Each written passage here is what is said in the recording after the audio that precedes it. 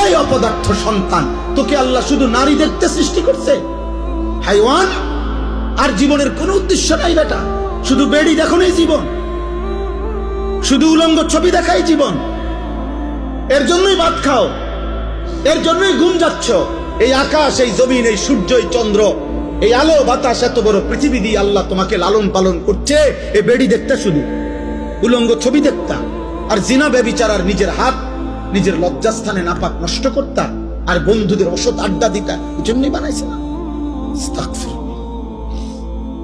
আহা বাপ, কি করলাম, কি করলা আব্বা? এ কেমন জীবন বানাইলা তোমরা? তোমাদের অগণিত বেনামাজি ছেলের চেহারা দেখে বোঝা যাচ্ছে কতদিন হয় নামাজ পড়ো না, তুমি জানো না।